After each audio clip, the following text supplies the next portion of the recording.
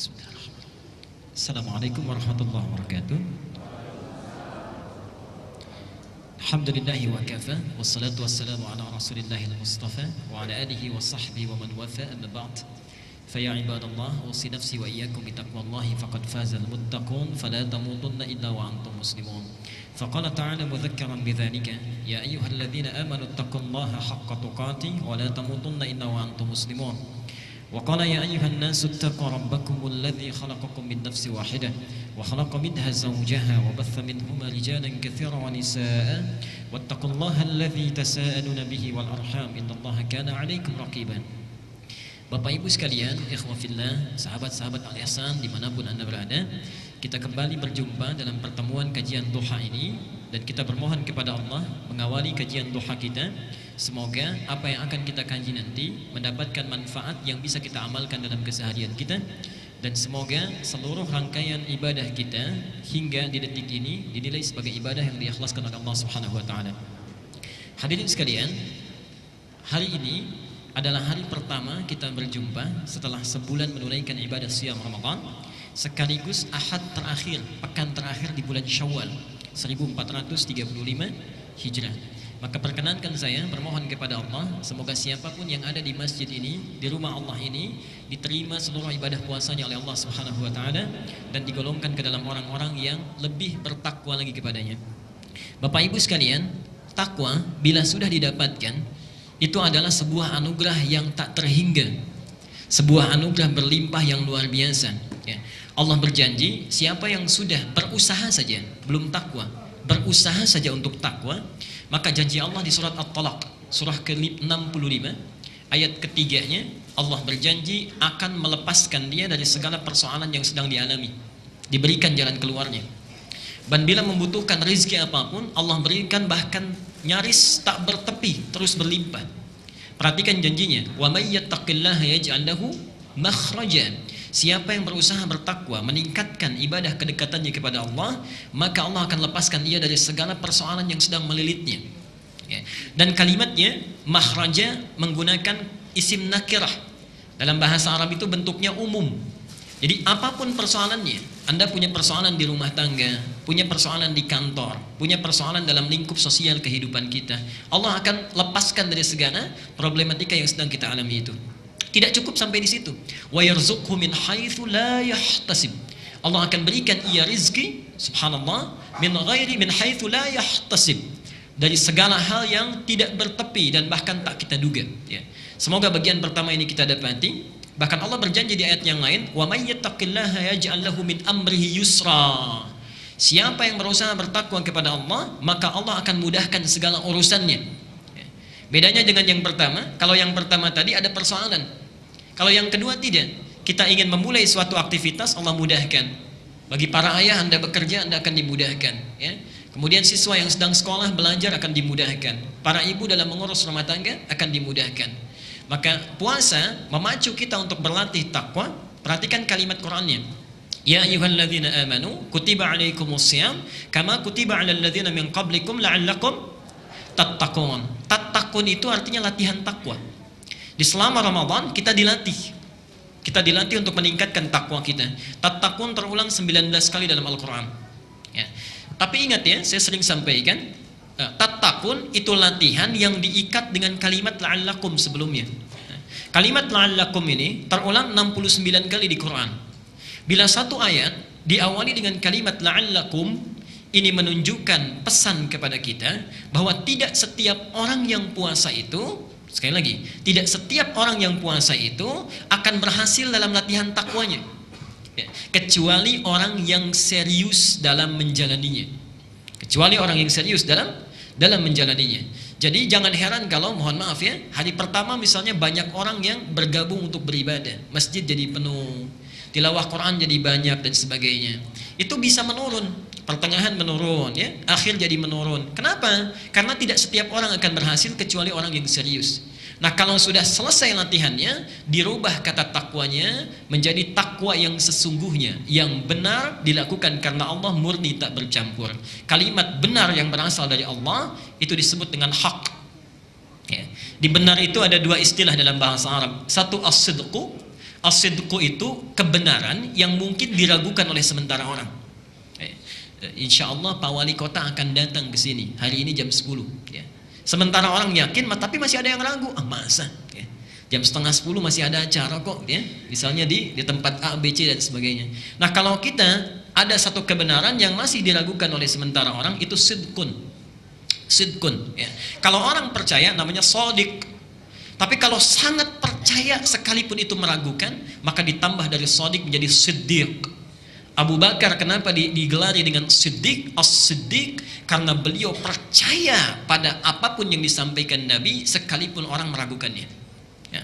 Tapi kalau satu kebenaran yang tidak mungkin ditolak, tidak akan ada keraguan lagi, itu disebut dengan hak, qaf, ada tasydid, hak. Karena itu kebenaran yang datang dari Allah itu bukan sidqun tapi hak. Al-haqqu min rabbika fala takunanna minal mumtarin. Nah, orang yang latihan takwa, kalau latihannya benar, bukan sidqun. Jadi kalau sidqun itu sifatnya saat Ramadan rajin ke masjid, Ramadannya selesai ke masjidnya. Okay. Saat Ramadan rajin tilawah Quran, selesai Ramadan semakin menurun atau hilang tilawahnya. Saat Ramadan yang nggak minta dicari-cari, ya. Maaf, orang nggak minta pun dicari, du'afa dicari, anak yatim dicatat. Selesai Ramadan lupa, ya. Yang di depan rumah pun nggak terlihat. Nah itu baru sidqun. Tapi kalau betul-betul menjadi hak takwanya. Nah kalau sudah di Quran kalimat hak disandingkan dengan takwa, maka takwanya dari tattaqun dirubah menjadi tuqah. Maka diingatkan oleh Nabi dalam setiap kali pertemuan ta'lim, khususnya khutbah Jumat, disitir surah Ali Imran ayat 102. Ya ayyuhalladzina amanu taqullaha haqqa tuqatih. Di orang yang berhasil siamnya berubah takwanya dari latihan menjadi haqqa tuqatih. Nah Bapak Ibu sekalian, mudah-mudahan kita termasuk golongan yang haqqa tuqatih itu. Dan subhanallah, saya bergembira dan bermohon kepada Allah, semoga kehadiran Bapak Ibu sekalian di duha ini dicatat sebagai amal soleh yang bisa memberatkan timbangan kita di akhirat nanti. Ini subhanallah ya, hari Ahad orang barangkali ada yang bertamasya, ada yang liburan dan sebagainya. Antum memilih untuk mendekat kepada Allah Subhanahu wa taala. Allah berjanji di dalam Al-Qur'an, siapapun yang beramal soleh ya, orang yang beramal soleh, laki-laki ataupun perempuan, ya, selama dilakukan karena Allah, fala yuhyiyannahu hayatan thayyibah, maka Allah akan merubah kehidupannya menjadi lebih baik lagi. Okay? Dan ciri pertama kebaikan yang menjadi nilai kebaikan di mata Allah dan Rasulnya, ternyata bukan meningkatnya harta, perhatikan ya, bukan meningkatnya harta, bukan bertambahnya kedudukan, Pak. Tapi ciri pertamanya disebutkan oleh Nabi, may yuridillahu bihi khaira yufaqihu fiddin. Siapa yang diinginkan oleh Allah untuk berubah menjadi orang yang lebih baik dalam pandangan Allah dan Rasulnya, ciri pertamanya yufaqihu fiddin, maka Allah akan pahamkan dia mengenai urusan agamanya. Allah akan berikan dorongan, dimotivasi agar dia mau belajar tentang urusan agamanya. Subhanallah. Jadi kalau misalnya antum ini para ayah ya, misal bertambah harta itu belum tentu baik kalau kita jauh dari Allah. Bertambah meningkat kedudukan, ibu punya suami ya, promosi jabatan suaminya, meningkat kedudukannya, tapi semakin jauh dari Allah. Salatnya tertinggalkan, tidak konsisten lagi ibadahnya, baik ya, Jumatnya jadi terlambat, itu belum tentu tanda kebaikan. Tapi ketika Allah menginginkan seorang jadi baik, dipahamkan dia mengenai urusan agamanya. Dia paham yang halal dan yang haram. Dia mengerti yang sunnah dengan yang bid'ah. Dia mengerti apa yang harus dikerjakan, apa yang harus ditinggalkan. Dengan itu dia tinggalkan yang haram, dia kerjakan yang baik. Orang seperti ini kata Allah, sekalipun dia meninggalkan yang menguntungkan dalam urusan dunia, antum bekerja ada hal banyak ribanya, mendapatkan pekerjaan lain, pindah. Dengan pekerjaan itu lebih dekat dengan Allah, maka Allah akan berikan janjinya, diganti oleh Allah dengan yang lebih baik lagi ya. Bahkan kalau berhijrah betul-betul kuat niatnya, subhanallah. Bapak misalnya Pak punya pekerjaan ya, di kantor gajinya misalnya sebulan 10 juta, tapi sholatnya terlambat. Dengan sebulan gajinya 1 juta, tapi sholatnya lancar, pilih yang mana? Saya tahu akan pilih 10 juta sholat lancar gitu ya. Cuma 2 aja pilihannya. Baik ya. Orang yang masih belum ada pancaran rahmat Allah, dia akan kejar dunia 10 juta, yang penting masih bisa sholat ya. Tapi orang-orang yang mendapatkan bimbingan Allah, subhanallah, dia pindah hijrah. Perhatikan ketika dia berhijrah, diberikan jaminan oleh Allah, surah keempat An-Nisa ayat yang ke-100. Wa may yuhajir fi sabilillah yajid lahu fil ardi muraghaman katsira wa sa'ah. Siapa yang bertekad hijrah kepada fi sabilillah, jalan aktivitas kehidupan yang ada naungan Allah di situ, lebih dekat dengan Allah, maka Allah berjanji yajid lahu fil ardi muraghaman katsira wasa'ah. Harta yang dia anggap rugi, Allah akan ganti dengan yang lebih banyak. Dan kehidupannya akan lapang tanpa masalah. Kurang dari penyakit, di rumah berkah nggak pernah ada persoalan. Antum gaji 10 juta, tiap ke rumah cekcok terus dengan istri misalnya, kan nyaman juga. Ya. Gaji 10 juta tapi anak selalu sakit. Ya. Kemudian cuci darah dan sebagainya, nggak nyaman juga. Ya. Tapi Allah bebaskan dari segala hal yang bisa mengurangi dalam kenikmatan hidup kita. Nah, yang terakhir, ini sebagai motivasi juga, tidak cukup sampai di situ. Itu baru dunia. Baru dunia. Jadi bayangkan, menuntut ilmu itu, ketika kita jalani dengan baik, kata Rasulullah, ini pertanda kebaikan. Yang kedua itu baru dunia. Lihat akhiratnya, lihat akhiratnya. Langsung disebutkan di 4 kitab hadis utama. Al-Bukhari kita temukan, baiknya di Adabul Mufrad, nomor hadis 746. Muslim kita temukan, Sahih Muslim nomor hadis 1389. Di At-Tirmidzi, Al-Jami' As-Sahih ya, Al-Jami' As-Sahih atau Sunan At-Tirmidzi nomor hadis 2682. Dan yang terakhir di Ibnu Majah, ini yang paling lengkap, nomor hadis 219. Perhatikan kalimatnya. Man salaka tariqan yaltamisu fihi ilman sahhalallahu lahu tariqan ilal jannah. Subhanallah. Siapa yang menyiapkan dirinya berangkat dari tempat dia tinggal menuju satu tempat untuk belajar dari sebagian tuntunan agamanya, sekalipun hanya sedikit saja, maka Allah akan ringankan, mudahkan langkahnya menuju surga. Sahhalallahu lahu tariqan ilal jannah. Ibu dan bapak sekalian, saya tidak henti-hentinya mengingatkan, hadis ini diambil oleh seseorang yang menempuh jalan dari Madinah ke Syam. Syam di Syria, yang jaraknya kalau pakai bis itu sehari semalam. Ini beliau berjalan, tadinya pakai kendaraan, dalam riwayat disebutkan unta, tengah jalan berjalan kaki. Bayangkan, jalan kaki itu dari Madinah sampai dengan Syria hanya untuk mendapatkan satu hadis ini saja. Sampai di tempat yang dituju, ditanya oleh sahibul hadisnya, yang punya hadis, "Indaka haja ukhra?" Anda tidak punya keperluan lain? Apa jawabannya? La faqat uridul hadis. Tidak, saya hanya menginginkan satu hadis yang saya dengar orang lain tidak memilikinya kecuali Anda saja. Jalan kaki hanya untuk mendapatkan hadis. Disebutkanlah hadis yang tadi. Kalau orang dulu bisa jalan kaki untuk dapat satu hadis saja, antum oleh Allah diberikan fasilitasnya, ada kendaraannya, ada yang punya sepeda, ada yang punya motor, ada yang punya mobil, masjidnya bahkan dihadirkan dekat di samping kita, keadaannya bagus, ada AC-nya kalau di luar panas, ada hangat karpetnya kalau di luar dingin, ya nikmat keberadaannya. Kalau dengan seperti itu belum juga termotivasi untuk sekedar mengikuti satu taklim, maka dengan cara apa lagi Allah mesti menjadikan kita orang baik? Dan itu akan ditanya.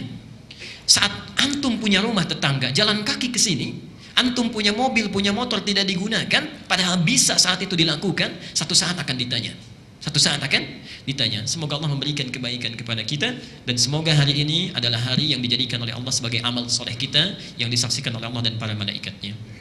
Bapak Ibu sekalian, mari kita lanjutkan kajian kita.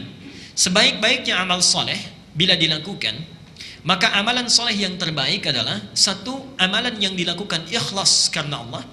Ini untuk menentukan kualitas pahala. Ikhlas karena Allah. Dan yang kedua, mengikuti bagaimana Rasulullah SAW menuntunnya, mencontohkannya, membimbingnya. Ya. Jadi kalau satu amalan kita lakukan ikhlas karena Allah, ya, maka pahala kualitasnya bertambah. Diikuti dengan tuntunan Rasulullah SAW, menjadi benar dan tepat amalan kita.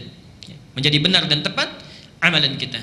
Dan subhanallah, kata Allah sendiri dalam Al-Quran, Allah berfirman bahwa Rasulullah itu bukan hanya menuntun kita dalam praktek ibadah ritual, bukan hanya dalam ibadah ritual, bukan hanya dalam salatnya, bukan hanya dalam umrahnya, hajinya, tilawah Qurannya misalnya, zakatnya, tapi setiap tutur Rasulullah, setiap fikirannya, setiap langkahnya, setiap aktivitasnya selama 24 jam ada petunjuk bagi kita, bagi yang ingin meneladaninya. Firman Allah Subhanahu wa taala, "Laqad kana lakum fi Rasulillahi uswatun hasanah liman kana yarjullaha wal yawmal akhir wa dzakarallaha katsira." Kata Allah, ada pada diri Rasulullah itu setiap langkah hidupnya selama 24 jam dalam sehari tuntunan teladan yang baik untuk kita ikuti. Jadi bukan hanya salatnya saja, tapi bagaimana bangun dari tidurnya, bagaimana beliau makannya, bagaimana sifat bercanda Nabi. Nabi kadang-kadang bercanda, nanti kita akan lihat. Bagaimana sifat Nabi minumnya, bagaimana sifat Nabi memimpinnya dan seterusnya. Dan subhanallah, semua orang yang terkait dengan Nabi itu jadi teladan bagi kita. Semua orang. Saya beri contoh misalnya, Rasulullah SAW menikah dengan lebih dari 4 istri. Ya, bagi kita umatnya maksimal 4, itu pun dengan syarat-syarat tertentu. Perhatikan, apa hikmahnya? Ternyata kalau kita teliti lebih dalam, para ibu nanti satu masa belajar ya. Barangkali nanti Ustaz Khalid bisa menyampaikan materi ini di Sirah An-Nabawiyah.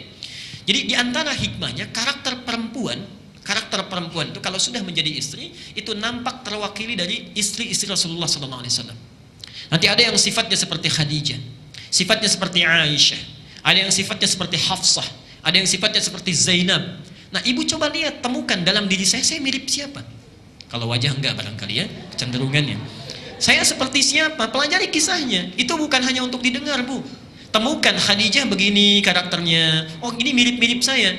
Ketika kita temukan, pelajari itu dan teladani itu bagaimana kita bersikap pada suami. Ya. Itu nilai kebaikan. Jadi semua yang terkait dengan Nabi ada teladan. Oleh karena itu, kita setelah menyelesaikan kajian hadis Al-Arba'in akan belajar tuntunan sunnah Rasulullah SAW dalam 24 jam aktivitasnya. Oke? Di materi kita, seperti pernah kita awali adalah tuntunan sunnah dalam pedoman hidup Islami kita. Teruskan dulu sebentar. Kesempatan yang lalu kita telah membahas tentang sunnah bagian pertama, bangun dari tidur. Ya, sudah pernah kita bahas ya. Saya ingatkan kembali, saya tampilkan. Boleh nanti kalau ada yang ingin mengcopy silakan. Ya, punya saya tidak terbatas. Anda ingin mengcopy, menyebarkan, tidak ada royalti, tidak ada hak cipta dan sebagainya. Ilmu itu luas, silakan. Ya. Baik, yang pertama saya ingatkan kembali, bangun dari tidur, amalan apa yang dilakukan? Oh, ntar, ini nyontek nanti. Baik. Karena sudah 2 bulan saya ingin ingatkan kembali. Yang pertama apa yang dilakukan? Baik, duduk. Ya. Jadi bangun dari tidur, Pak, jangan tergesa-gesa ya. Walaupun kita terlambat bangunnya, misal kita terlambat bangun sudah azan, jangan tergesa-gesa. Ya. Jadi baru bangun langsung lari ke kamar mandi misalnya, ya tidak tepat. Jadi kalau kita ingin mengikuti sunnah Nabi, bangun dari tidur, duduk dulu, tenangkan. Ya. Setelah duduk apa yang dilakukan? Ya. Mengusap bekas ngantuk yang ada di mata. Ya. Kita usap, hilangkan bekas ngantuknya. Yang ketiga,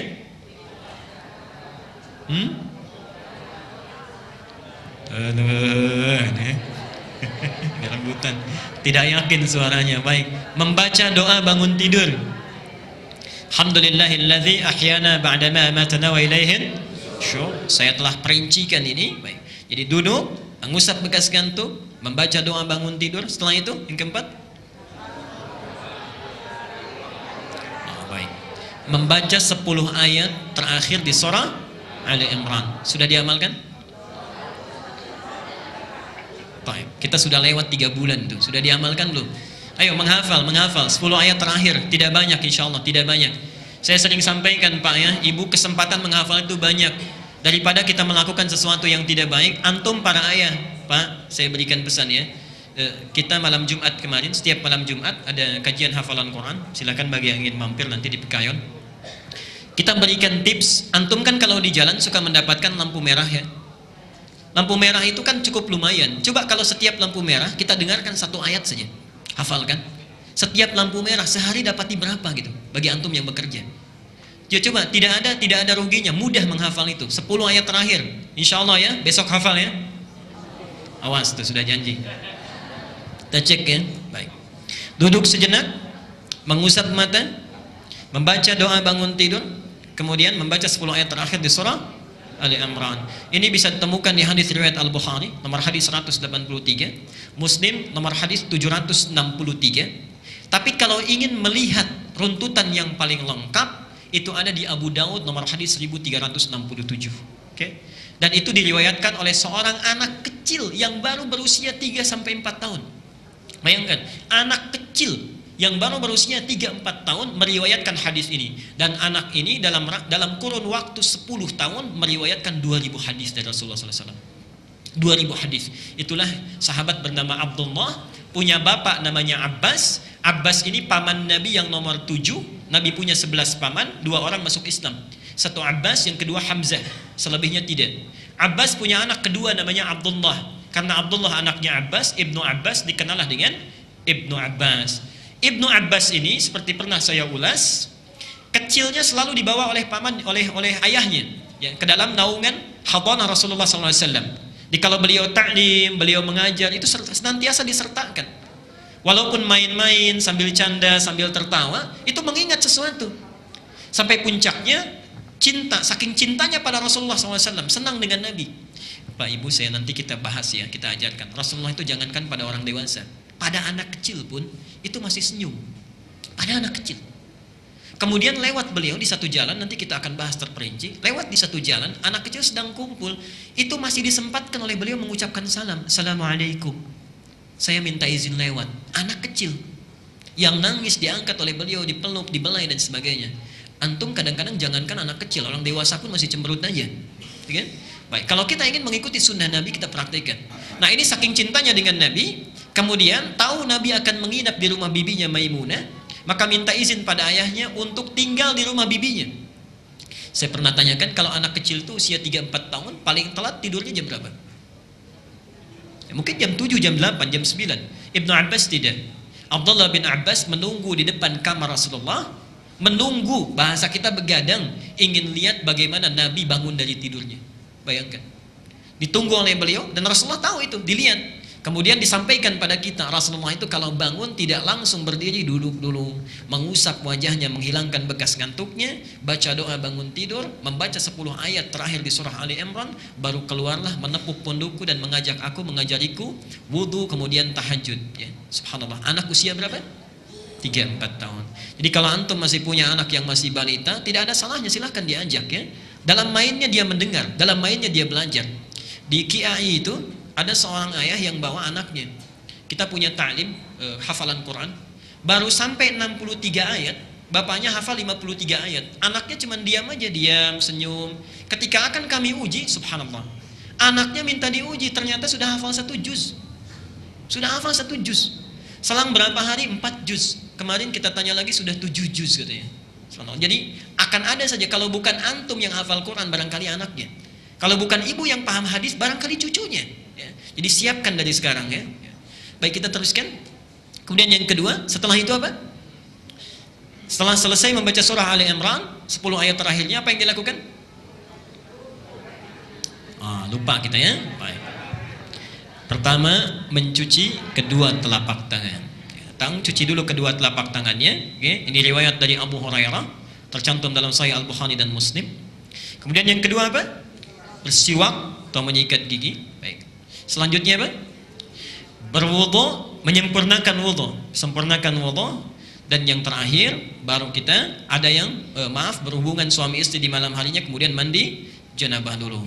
Ingat ya, pertama bangun dari tidur, duduk dulu, usap sebagian mata bekas ngantuknya, baca doa bangun tidur 10 ayat terakhir surah Ali Imran.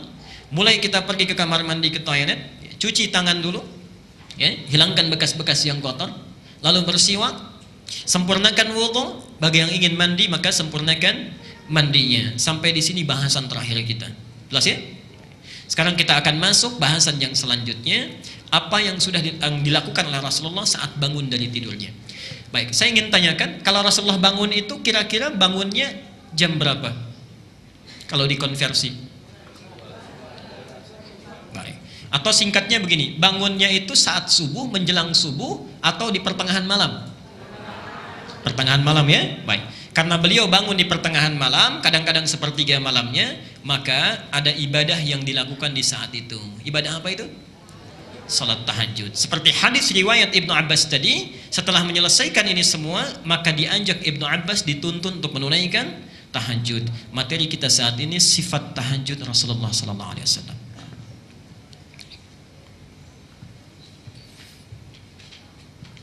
Ya. Kita buka pengantarnya dulu, mudah-mudahan cukup. Bapak Ibu sekalian, mohon maaf bila ada yang bawa mushaf, tolong jangan simpan di bawah ya, dinaikkan saja. Bapak Ibu sekalian, dalam fikih ibadah ada ketentuan dalam agama kita, bila kita ingin bersemangat dalam menunaikannya, maka sebelum kita tunaikan, catat dulu keutamaannya. Jadi kalau Bapak Ibu misalnya ingin menunaikan satu amalan, supaya teguh kita menunaikannya, ada semangatnya, jangan dulu dilakukan. keluarkan dulu keutamaannya di ayat-ayat Quran atau di hadis Nabi sallallahu alaihi wasallam. Setelah diketahui keutamaannya, tunggangi ayat dan hadisnya. Oke. Kalau kita bisa melakukan ini, insya Allah nanti ada dorongan dan motivasi kuat untuk menunaikannya. Kadang-kadang kita, mohon maaf ya, kalau beramal itu kurang diketahui motivasinya. Sehingga ketika beramal begitu-begitu saja. Mau baca Quran ya baca, enggak ya enggak, gitu kan? Mau jamaah ya jamaah, tidak ya tidak. Padahal orang yang tahu motivasinya, ditunggangi ayat dan hadisnya, maka besar kemungkinan dia akan menyesal bila tidak melakukannya.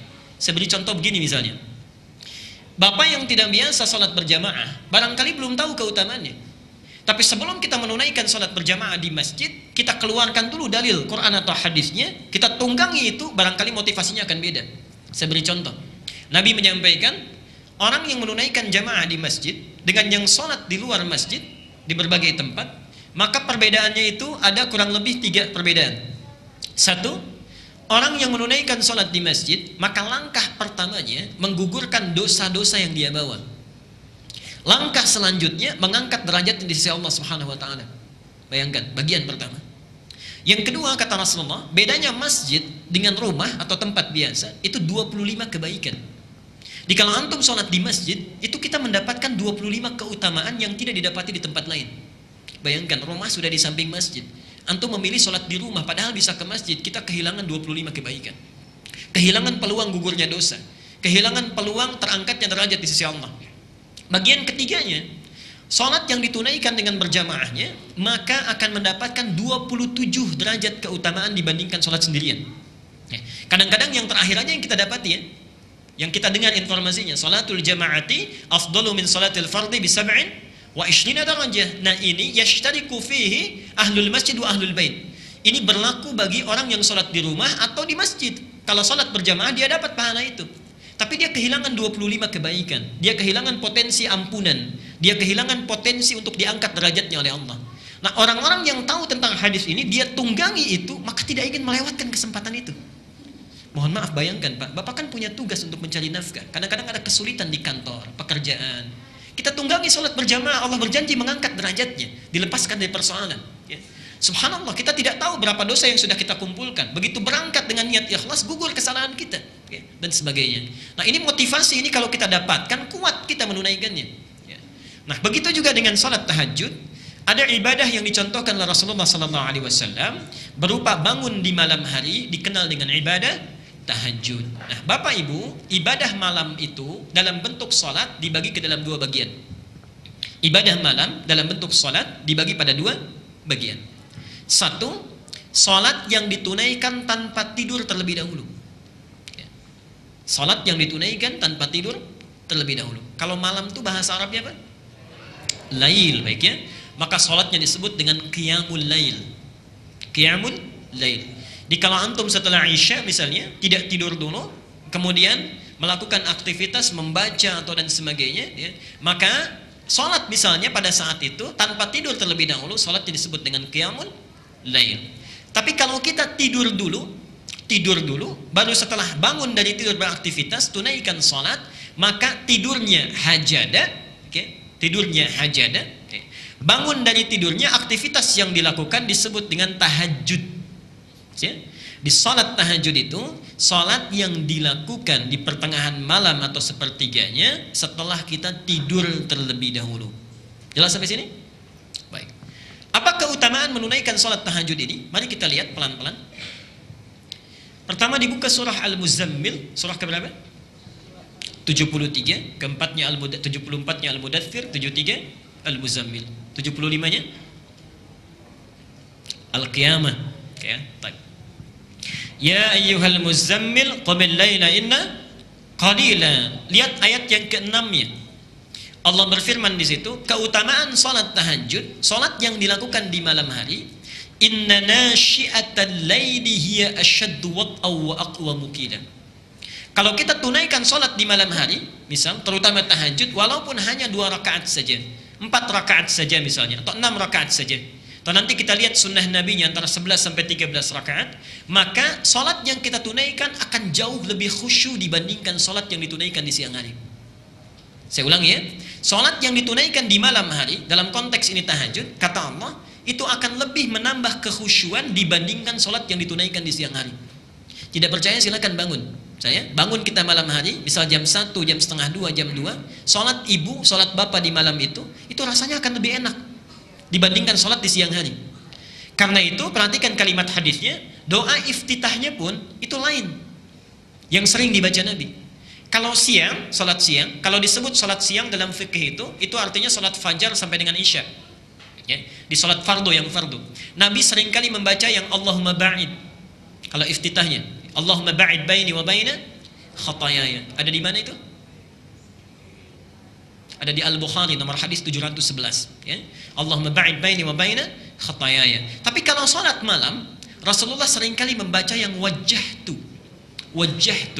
Itu hadisnya, hadis riwayat Muslim nomor hadis 1848.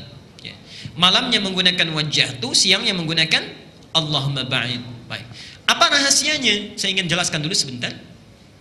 Kalau siang dengan malam, lebih banyak mana aktivitas yang dilakukan? Siang, ya? Baik. Orang semakin banyak beraktivitas, semakin besar peluang berbuat salah.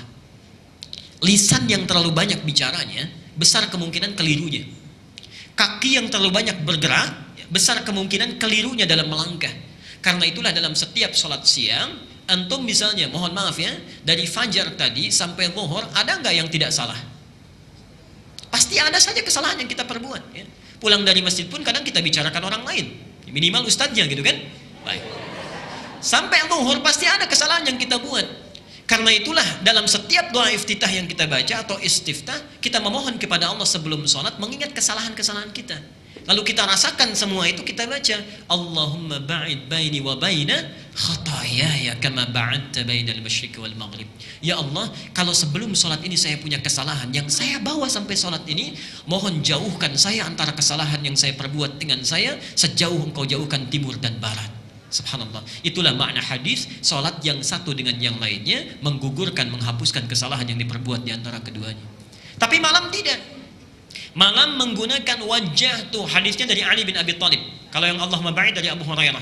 Perhatikan kalimatnya. Sallaitu khalfa Rasulillah sallallahu alaihi wasallam. Saya salat di belakang Rasulullah sallallahu alaihi wasallam, kata Ali, fastaftaha, maka beliau membaca doa istiftahnya. Perhatikan kalimatnya, wajjahtu wajhiya lilladzi fataras samawati wal ard, dan seterusnya. Itu ada di hadis Muslim nomor hadis 1848. Apa kaitannya dengan ini? Bapak Ibu sekalian, mari kita terjemahkan sebentar. Kadang-kadang kita baca, kita tidak memahaminya. Wajjahtu, bangun malam ini ya. Kita bangun di malam hari, lebih menyentuh ke dalam jiwa, tenang suasananya. Wajjahtu wajhiya lilladzi fataras samawati wal ard. Duhai Allah, aku hadapkan sepenuhnya, aku pasrahkan diriku kepadamu penguasa langit dan bumi. Inna salati, sungguh bila selama ini aku salat, wa nusuki, dan selama ini aku ibadah, wa mahyaya, dan engkau hidupkan aku hingga malam ini, wa mamati, atau engkau akan wafatkan aku di malam ini, lillahi rabbil alamin, aku ikhlas seluruhnya hanya untukmu semesta alam. Perhatikan, la syarika lahu wa bidzalika umirtu.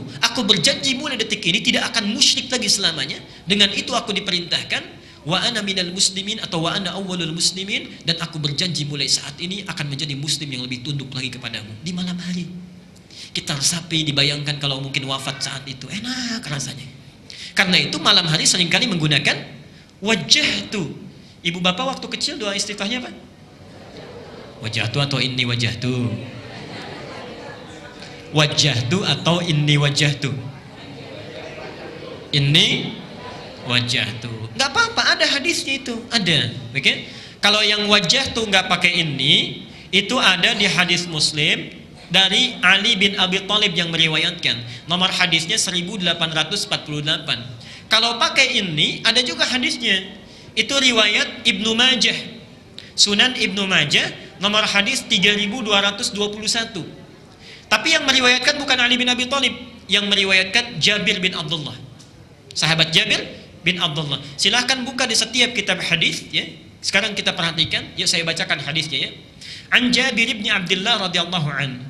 Hadis diriwayatkan dari Jabir bin Abdullah, semoga Allah meridhai dia, memberikan ridha kepadanya. Qal, beliau menyampaikan, perhatikan, ra'aitu Rasulullah sallallahu alaihi wasallam, saya melihat Rasulullah sallallahu alaihi wasallam hina yadhbah, saat akan menyembelih hewan kurban, fastaqbalal qiblah, menghadapkan hewan kurbannya ke arah kiblat.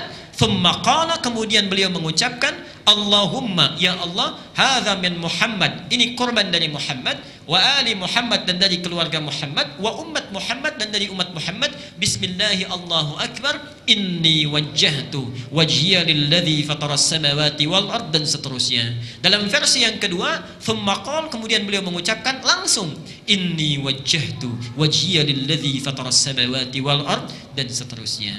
Jadi hadis tentang inni wajjahtu itu bukan doa istiftah. Iftitah itu doa saat menyembelih hewan kurban, ya.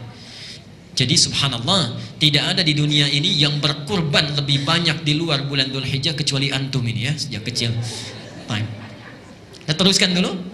Jadi itu alasan yang pertama kenapa bangun di malam hari, hati lebih khusyuk. Kalau sudah khusyuk, dekat dengan Allah. Kalau sudah dekat dengan Allah, berdoa pun meminta cepat dijawab. Ya. Jadi kalau antum bangun malam, ini kaitannya. Kata Allah, lebih khusyuk bangunnya. Kalau sudah khusyuk, hati lebih dekat dengan Allah. Kalau sudah dekat dengan Allah, minta apapun pasti diberi, sepanjang baik permintaannya. Kedua, kita teruskan. Keutamaan bangun di malam hari, ibadat tahajud, kata Al-Quran, itu memiliki 4 keutamaan. Tambahan yang tadi. Memiliki 4 keutamaan lain yang tidak akan pernah diberikan kepada orang yang tidak tahajud, bahkan sekhusyuk apapun sholat yang lainnya. Misal, antum sholat fardunya khusyuk luar biasa, tapi nggak tahajud, nggak akan dapat yang 4 ini. Apa itu? Dibuka di surat Al-Isra, surah ke-17, ayat 79 sampai dengan 81. Mari kita lihat surahnya. Wa minal laili fatahajjad bihi nafilatan laka. Pengantarnya ini, perhatikan Bu ya, Pak. Ayat 79 ini dipisahkan ketentuannya dengan ayat 78. Di ayat 78 tentang sholat wajib, kemudian 79 tentang sholat tahajud. Tapi uniknya, Allah hanya menerangkan 4 keutamaan untuk sholat tahajud, 78-nya nggak disebut. Ya. Kita lihat ya, aqimis sholata liduluki syamsi ila ghasaqil laili wa qur'anal fajri. Inna qur'anal fajri kana mashhuda. Itu sholat yang wajib 5 waktu. Ya. Tidak dijelaskan keutamaannya, nanti dirinci di hadis. Tapi ketika menerangkan tahajud ayat 79-nya, wa minal laili fatahajjad bihi, dan di antara sementara malam tunaikan olehmu tahajud nafilah. Itu hanya sunnah saja, muakkadah hukumnya, sunnah yang sangat ditekankan. Tapi ibadah nafilah ini, subhanallah, tidak didiamkan oleh Allah, langsung dilengkapi ayatnya. 1, asa an yab'atsaka rabbuka maqaman mahmuda. Siapapun yang menunaikan tahajud dengan baik, maka Allah akan mengangkat derajatnya, mengangkat karirnya, ditempatkan di tempat yang terbaik dan mulia. Hati-hati ya, Pak, saya seringkali rewel ya, cerewet kepada para ayah. Antum itu punya tugas untuk mencari nafkah. Allah sudah berjanji di ayat ini, kalau antum tidak tinggalkan tahajud, tunaikan dengan baik, itu karir pekerjaan kita akan dimudahkan. Itu sudah janji Allah. Sudah janji Allah. Antum jangan lihat para sahabat Nabi itu bukan semuanya jadi ustadz, tidak. Banyak di antara mereka yang pebisnis. Abu Bakar misalnya seorang diplomat yang sangat ulung di samping seorang pebisnis. Utsman bin Affan seorang pedagang yang luar biasa. Abdurrahman bin Auf seorang sahabat yang luar biasa manajemen bisnisnya, paling kaya saat itu di Makkah dan di Madinah. Ali bin Abi Thalib seorang pengajar yang sangat jenius. Bapak Ibu tahu apa yang terjadi? Abu Bakar, Utsman, Abdurrahman bin Auf, termasuk Abu Dzar Al-Ghifari, seorang yang sukses dalam dunianya, itu bisnisnya tidak pernah rugi, selalu untung. Tidak pernah rugi, selalu untung. Bahkan Abdurrahman bin Auf cuma punya modal pakaian saja, 3 bulan di Madinah, jadi orang nomor 3 paling kaya di Madinah. Nomor 3 paling kaya. Hartanya seperempatnya 80.000 dinar. Modalnya cuma pakaian, 80.000 dinar. Sekarang 1 dinar 2,5 juta. Setengah T kurang lebih dalam 3 bulan. Untanya 10.000 ekor dalam 3 bulan. Subhanallah. 10.000 ekor. Sekarang 1 ekor itu 15 juta paling murah. Ya. Dombanya tak terukur. Setelah 1 tahun, 1 tahun itu jadi orang paling kaya di Madinah yang kapaknya saja terbuat dari emas. Antum 3 bulan sudah dapat apa? Oke, mari kita lihat apa yang terjadi. Mereka sahabat yang sangat sibuk, luar biasa pekerjaannya, dan pergi kemana-mana. Pak, dinasnya itu kemana-mana. Utsman itu kadang dinas ke tempat ini, kadang dinas ke tempat itu, dan sebagainya. Tapi jangankan wajibnya, sunnahnya dikerjakan. Siamnya jalan, tahajudnya jalan, dan sebagainya. Sahabat yang sangat sibuknya luar biasa, Bahkan di antara mereka disebut oleh Rasulullah akan masuk surga tanpa hisab, masih mau tahajud, masih mau menunaikan siam sunnah. Antum, saya, kita semua yang masih belum jelas nasibnya di akhirat, surganya belum jelas, tuh kan? Kemudian ibadahnya juga belum maksimal, dunianya belum tentu tercapai. Maka lebih layak kita untuk semakin bersemangat dalam menunaikannya. Jadi pesan saya, kalau antum masih aktif bekerja dimanapun, jangan tinggalkan tahajud. Allah sudah berjanji. Dan kalimatnya asa, bukan la'alla. Dibeda antara asa dengan la'alla. Kalau la'alla, itu harus usaha keras dulu sungguh-sungguh, baru dikasih. Asa tidak. Asa selama kita ikhlas menunaikannya, sekalipun kuantitasnya mungkin sedikit, itu Allah langsung berikan. Allah langsung berikan. Karena itu penaklukan kota Mekkah itu tidak menggunakan la'alla, pakai asa. Pakai asa kalimatnya di Quran. Saya teruskan, itu satu. Yang kedua, kita lanjutkan dulu. Allah berjanji akan memudahkan setiap awal aktivitasnya. Bahkan hebatnya tahajud, langsung kita yang diminta oleh Allah. Asa yab'atsaka rabbuka maqaman mahmuda. Kalau engkau bangun tahajud, karirmu, pekerjaanmu akan dimudahkan oleh Allah, ditempatkan di tempat yang terbaik. Kemudian diperintahkan kita, waqul, katakan. Saat tahajud itu mintakan kepada Allah, Rabbi adkhilni mudkhala sidqi. Duhai Allah, mudahkan setiap aktivitas yang akan saya awali. Di antum kalau punya persoalan, misalnya akan memulai pekerjaan, ibu akan memulai aktivitas, anak akan memulai sekolah, mulai kuliah, bangun malam, ini perintah Allah, katakan di malam harinya, ya Allah mudahkan setiap saya akan mengawali aktivitas. Janji Allah yang kedua, Allah akan mudahkan setiap aktivitas yang dia lakukan. Yang ketiga, Allah akan lepaskan, bebaskan dia dari segala kesulitan yang sedang dialami. Wa akhrijni mukhraja sidqin. Kalau di kantor itu enak saja atau kadang ada kesulitannya, Pak? Ibu juga begitu ya? Pekerjaan kan tidak selamanya mulus. Maka kata Allah, hebatnya, karir diangkat, pekerjaan dimudahkan, ada kesulitan dilepaskan, dan yang terakhir, waj'alni min ladunka sultanan nasyara. Kalau ada yang mengganggu dalam pekerjaannya, Allah yang langsung menolongnya, bukan yang lain. Allah yang langsung menolongnya. Ini 4 hal. Karena itu, dari keutamaan-keutamaan ini, Nabi diperintahkan sebelum turunnya perintah sholat 5 waktu, Rasulullah sudah menunaikan sholat ini, sholat malam, sudah didawamkan. Turun surah Al-Muzammil, surah ini mewajibkan Rasulullah menunaikan sholat tahajud. Jadi asalnya tahajud itu wajib bagi Nabi. Nanti setelah turun ayat yang ke-20 di surah Al-Muzammil, ayat yang terakhir, pindah menjadi sunnah. Nah, sekarang lihat ya, saya akan tunjukkan rumah Rasulullah SAW. Bagaimana beliau menunaikan tahajudnya, di mana tempatnya, bagaimana denah rumahnya. Nanti kita akan lihat sehingga kita bisa menerapkannya. Ini nanti kita akan ambil kesimpulan bagaimana cara tahajud yang baik, atau di kamarkah, ya? Atau di samping istrikah, atau di ruangan tertentukah, dan sebagainya. Yuk kita lihat pelan-pelan ya. Perhatikan sini. Saya akan berdiri ya untuk menunjuk. Mari kita perhatikan denah rumah Rasulullah yang ini saat tinggal bersama Sayyidah Khadijah. Belum pindah ke Madinah ya. Di beliau masih berada di kota Makkah. Saya ingin tunjukkan, nanti saya gambar untuk memperjelas sedikit. Mohon maaf, saya ada beberapa gambar yang aktual langsung kemarin di foto saat kita berada di Makkah. Nanti lain kesempatan saya tunjukkan ya. Denahnya ini kurang lebih. Itu rumahnya yang paling atas, ukuran panjang dan lebarnya kan? Dia ada 3 meter ke samping kan? 4,5 meter tuh, lebar ke sana, dan luas ke sebelah sananya 3 meter untuk ke pintu depan kan? Nanti kita akan lihat yang 3 meter ini itu digambarkan pintu ruangan khusus Rasulullah dengan keluarganya ya. Nanti di situ kita akan lihat detail bawahnya, ada kamarnya Rasulullah, ada tempat dilahirkannya Fatimah, ada dibagi lagi musallanya Nabi ya. Dipecah pintu kedua, itu khusus sekat untuk menerima tamu ya. Lihat ke bawah sekarang, yang ini. Lihat dulu yang paling bawah, jangan lihat yang atas, yang ini, yang bawah. Itu kan ada 4,5 ya, di atas terlihat, sebelah sini. Kemudian 3, nah itu menyekat yang ini. Oke, disekat di sini. Yuk kita lihat, ada apa di sini, dibagi ke dalam beberapa ruangan. Yang paling pojok, yang sana, itu ghurfatun Nabi, kamarnya Rasulullah. Kamarnya Rasulullah. Nanti kita tunjukkan bentuknya seperti apa. Ada desain seperti kasurnya ya, dari bebatuan dan sebagainya. Di pantas kalau Nabi itu kadang-kadang terlihat bekas di punggungnya, bisa kita kelihatan. Ini yang bawah, tempat lahirnya Fatimah.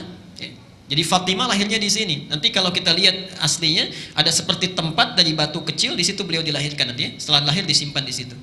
Jadi kan? Kemudian di sana, ruang sebelah sana itu musalla Nabi. Tempat sholatnya Nabi. Di Rasulullah perhatikan, mendesain rumahnya itu saat membuat desain rumah sudah mengkhususkan beberapa tempat. Satu, ada yang khusus beliau dengan istrinya saja, dengan Khadijah. Tidak ada orang yang bisa masuk.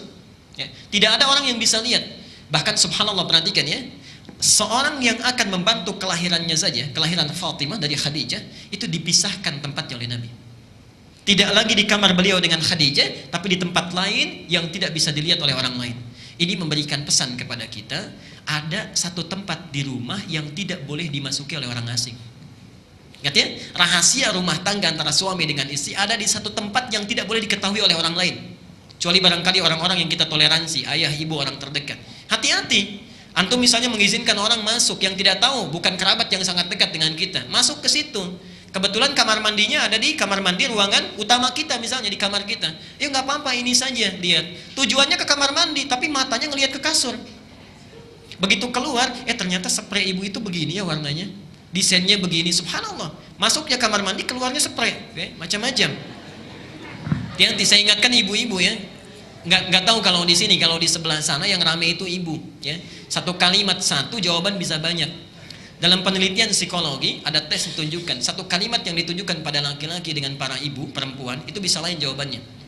Misal kalau antum tanyakan Pak pada ibu dan ayah yang pulang dari pasar, jawaban bisa lain. Laki-laki cenderungannya singkat, Pak dari mana? Dari pasar. Perempuan mungkin tidak. Bu dari mana? Dari pasar. Masya Allah Ustadz, jalannya becek, macet, cabenya naik dan sebagainya. Pertanyaan dari mana, jawaban ke cabai itu bisa lain ya? Oke. Lihat ya, jadi hati-hati. Ini pesan pertama, hikmah pertama kepada kita yang diajarkan dari perjalanan gambar ini saja. Gambar itu lebih jelas memberikan asar kepada kita bahwa satu, desain rumah, satu, khususkan ruangan yang tidak boleh dimasuki siapapun kecuali dua suami istri saja dengan anak barangkali di situ. Yang kedua, perhatikan, Fatimah lahir, Khadijah dibantu oleh bidan atau yang lainnya, gitu kan? Kemudian dipisahkan kamarnya, tidak di sini, tidak di sini, ya tidak di sini, jadi pindah ke sini.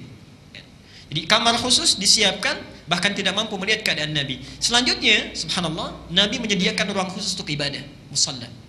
Nanti saya akan bahas, ada 3 tempat yang diagungkan di Quran, 1 mihrab, kedua musalla ketika masjid. Nah, saya teruskan dulu sebentar.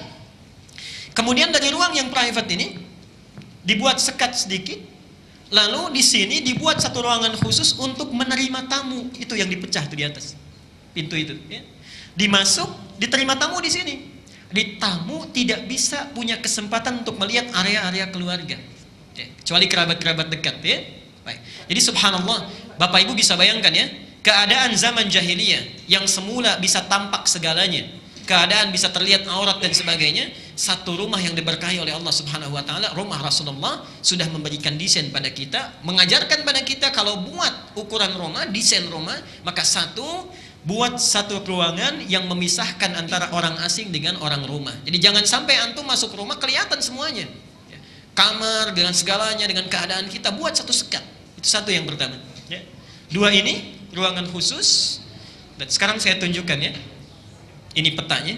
Nanti kalau satu saat kita ke sana atau Bapak Ibu ke sana, di mana areanya? Yang paling atas itu, yang paling atas itu adalah tempat barang-barang dagangannya Khadijah.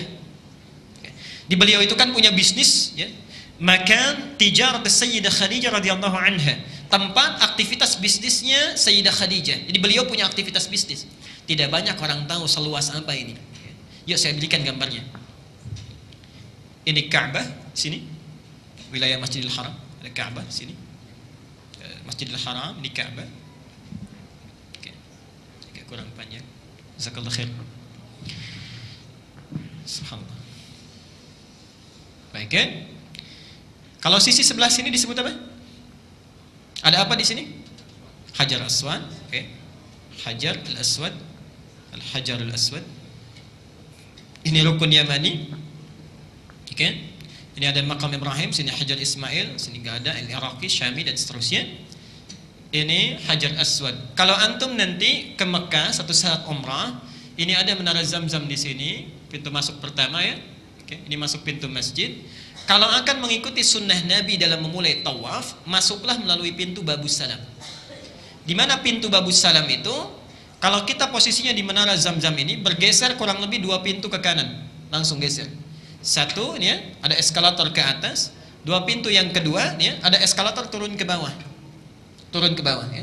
Jadi langsung turun. Nah, di bawah ini kalau kita masuk lewat sini, itu keluarnya langsung tepat di depan Hajar Aswad. Mulai di situ. Disebut dengan Babus Salam, Bab As-Salam.